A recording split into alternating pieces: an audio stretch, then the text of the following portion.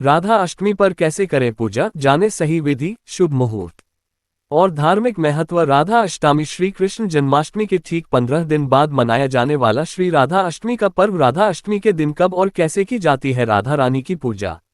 राधा अष्टमी की पूजा का शुभ मुहूर्त।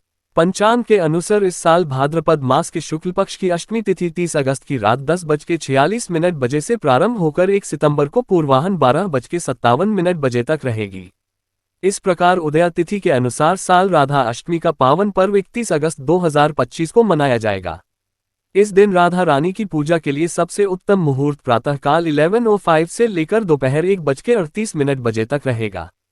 इस तरह राधा रानी के भक्तों को उनकी पूजा के लिए तकरीबन 2.5 घंटे का समय मिलेगा। राधा अष्टमी व्रत की विधि। पुराणों में जिस राधा अष्टमी व्रत की महिमा का बखान किया गया है, उसके पुण्यफल को पाने के लिए इस दिन प्रातःकाल सूर्योदय से पहले उठें और स्नान ध्यान करने के बाद स्वच्छ वस्त्र धारण करने के बाद सबसे पहले राधा जी का ध्यान करें। इसके बाद इस व्रत को विधि विधान से करने का संकल्प करें। इसके पश्चात मध्याह्न काल के शुभ मुहूर्त ईशान कोण में बैठकर राधा जी की विधिपूर्वक पूजा करें।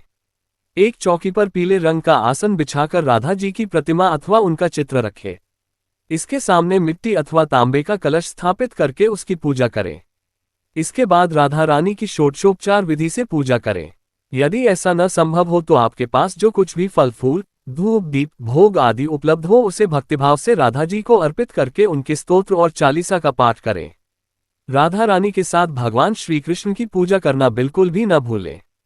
राधा अष्टमी के दिन किसी सुहागिन महिला को अन्न, धन और वस्त्र आदि देने या फिर भोजन कराने का अत्यंत ही पुण्यफल माना गया है। राधा अष्टमी व्रत की पूजा का पुण्यफल। हिंदू मान्यता के अनुसार राधा अष्टमी के दिन श्रद्धा और विश्वास के साथ राधा रानी और श्री कृष्ण की पूजा करने पर व्यक्ति के जीवन से जुड़े सभी कष्ट दूर और कामनाएं पूरी होती हैं। मान्यता है कि राधा अष्टमी व्रत के शुभ फल से व्यक्ति का दाम्पत्य जीवन हमेशा सुखमय बना रहता है। वहीं कुंवारी कन्याओं को इस व्रत के पुण्यफल से मनचाहा जीवन साथी मिलता है।